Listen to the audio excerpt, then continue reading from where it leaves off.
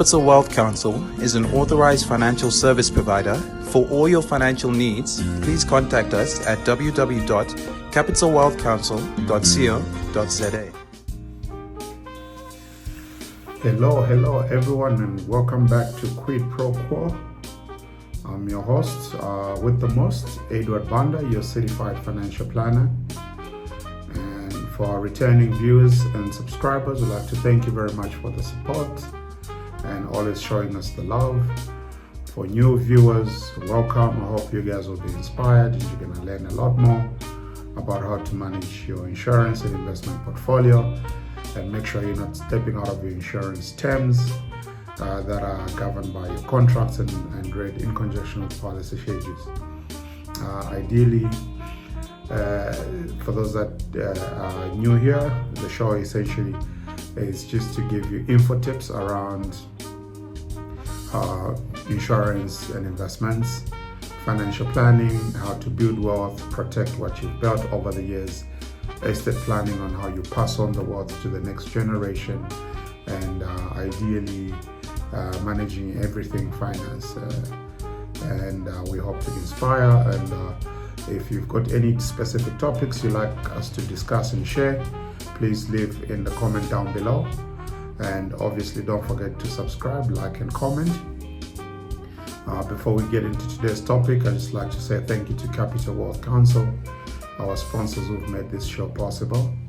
And if you ever need any additional information around financial planning, you be sure to visit our website www.capitalwealthcounsel.co.za. Today's topic, I thought we need to divide it into maybe part 1 or part 2. We'll see how far we can go.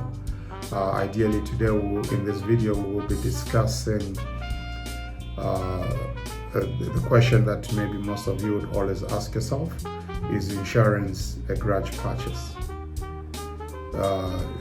Basically, it's some insurance contracts or products that you buy out in the market. Some clients we've seen have never had a chance to actually benefit from their insurance contracts because maybe the risk that was covered never got to pass or occur. And just to by way of direction, there's several different types of insurance products that you can find in the market. Ideally in the South African environment, it's broken down between long-term insurance and short-term insurance. Long-term, it's obviously contracts that you're likely to sign over a very long time. And just to give you a brief ideas of the different examples, so your long-term insurance contract will be something like life insurance policy, your disability cover, dread disease, or what they call severe illness, income protector. Ideally, a medical aid could also be a long-term if you can afford to actually pay for health insurance for that very long period of time whilst you're living in this earth. But another typical example of a long-term insurance policy will probably be typically your funeral policies. By the nature, when you take out a funeral policy when you're young, 20 years of age, and you pass at the age of 60, so already you can see the difference of coverage that will then determine the product category. And then your short-term policies, your short-term insurance will be things like your car insurance, home insurance, home contents. These contracts don't need waiting period. You can switch between one insurer to the next depending on your circumstances. So ideally the contracts don't even need a cancellation notice. So essentially that would fall into the long-term space. So in this video I'll be focusing more on the long-term side of insurance, just to maybe break down and dissect the myth of insurance being a grudge purchase. And for many of us that will buy an insurance product, you probably, at the time of purchase, that insurance product is always, I think, regarded as a necessity. I'll give you an example. If you buy a house tomorrow which is financed or mortgaged, you would find that some mortgage originators would require you to have a life insurance policy that is going to attach or speak to provide security for the loan that is being provided, right?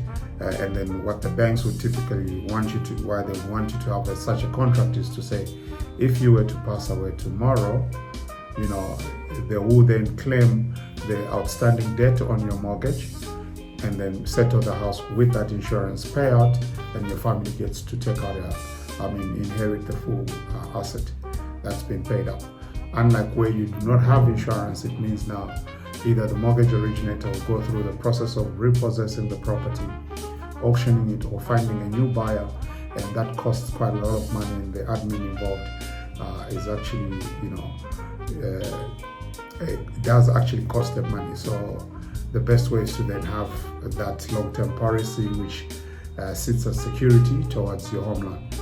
In certain cases, if you're a young family, excuse me, if you're a young family, you just started, you've got little kids in the house, and you're the breadwinner of the family, you probably typically would be buying these long-term insurance products to make sure that there is financial assistance available to your wife and kids in the event of your untimely death. And then this insurance policy will then pay out either a lump sum or monthly annuity income, which can then be used to actually fund for your family's living expenses, school fees, food, and the like. So the contract is ideally long-term. And just going back to today's topic, where we try to dissect or understand whether insurance is a grudge purchase or not. So ideally, when you've got young kids, you do want the insurance policy because you know the purpose why you're buying it. So it's an essential product, right?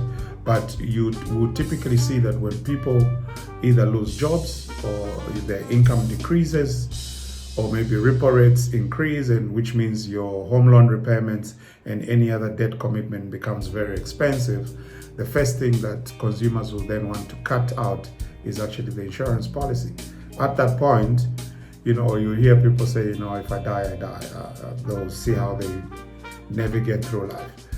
So that particular essential product that you bought to cover a need that is very important and essential to protect your family's well-being and financial position moving forward in your absence becomes a grudge purchase, because we then start to not see the need of why we bought that insurance policy.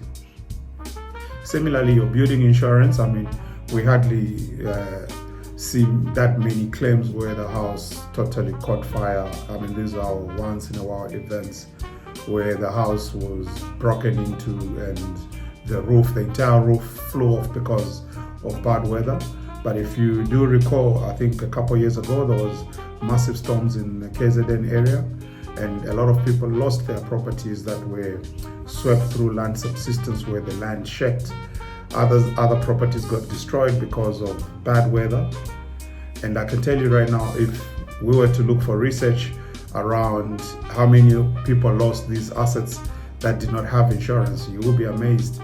I just don't have the numbers at the present moment, but it's typical common knowledge that there could be people that were caught in that storm that actually would have cancelled their building insurance policy because they do not see the value, having paid premiums over the last 10-20 years, and there's no claim. Ideally, the only claim you would probably typically put on a building insurance policy is maybe a geyser repair, a burst pipe here and there, maybe a vandalized electric fencing and all. But the premiums continue to be deducted, and people, the moment they actually cannot afford, they then cut down on these insurance policies and label them as grudge purchases.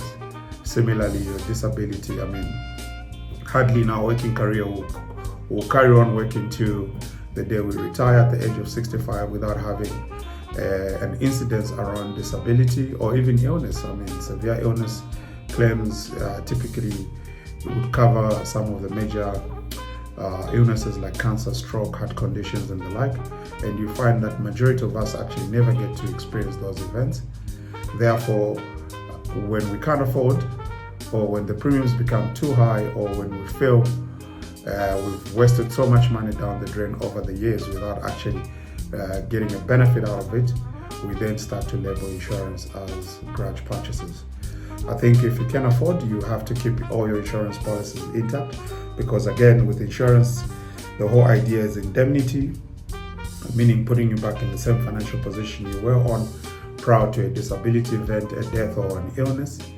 And these events are typically unforeseen events. It's something that none of us would have planned, that tomorrow I'm planning to have a road accident and I'll be confined to a wheelchair for the remainder of my life, or I'll get a cancer, I'll need a kidney transplant, heart, this and that. So it's always good to keep that policy, because half of the time we do not have sufficient money or savings to actually provide for the treatment that is required to actually make you whole again. Therefore, we will typically then transfer the risk to the insurance company, because they've got loads of financial liquidity that they can then pay out our claims, and then we'll be able to afford quality health care, modifications to our vehicles and houses in the event of disability, or even provide that much needed lump sum that will then pay to our families for them to be able to, continue paying for the kids' school fees and any other daily living expenses. So before you ever think of cancelling your insurance contract, always to consult with maybe a qualified financial planner, so that they can maybe recalculate and do a full needs analysis around your circumstances. Because yes, circumstances do change over time as we, grow and live this life. And therefore it's important that maybe annually you get to sit down with your advisor to then reassess your financial position and the risk around it, and see which insurance product becomes essential at that point in time to provide for that unforeseen event where you desperately need financial assistance. At the end of this video, I will put a simple FNA, what we call financial needs analysis, just to show you, for instance, if your household monthly expense is 20,000 Rand, you're the only person working in the house, and you're to pass away or get disabled or even lose your job, how much money would your family need to continue receiving that 20,000 Rand over a certain period of time, which we then need to cover and then get an essential product, which is that insurance contract, where we'll be transferring this risk for a small monthly premium to the big corporates, insurance companies that can afford it. I hope you enjoyed and got inspired. You've learned one or two. Of course, if you do need to have a detailed analysis, be sure to leave your details in the comments down below. Like and subscribe, or visit www.capitalwealthcounsel.co.za, and a qualified advisor will be in touch with you to try and map up a financial plan that is custom to your circumstances. And I will be back next week with another video where we're going to maybe discuss another different insurance product and just understand why one would typically label that as a grudge purchase or an essential purchase. But ideally, I think in a nutshell, I think the difference between grudge and essential is basically determined or governed by the pocket.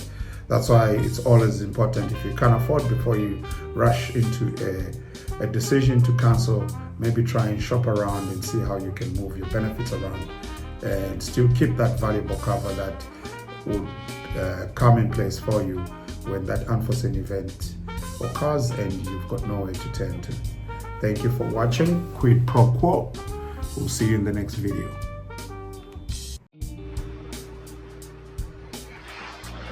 So this is a typical risk financial planning report that would then you can go through or discuss with an advisor. All this information is hypothetical, and please note this does not constitute financial advice. In this regard, once we've conducted a full needs analysis, we'll send you a report which will have an executive summary of the total amount of cover you need. In this example, I used a scenario where I need to provide 46,000 for 46 years. If I was to pass away today or get disabled or get ill, my wife gets 360,000 Rand a year. With a one child aged 2 years of age, you then have your expenses for schooling from preschool, primary, secondary and tertiary, including boarding. you will note that just on death alone, to provide my household with school fees and 30,000 rand a month for 56 years until my wife turns the age of 90, I'll need to provide or leave 40 million to my family, and this can be bought by way of life insurance, disability, and the like. So very important to make sure that that grudge purchase does not inconvenience your loved ones if you were to suffer any of these events. Thank you.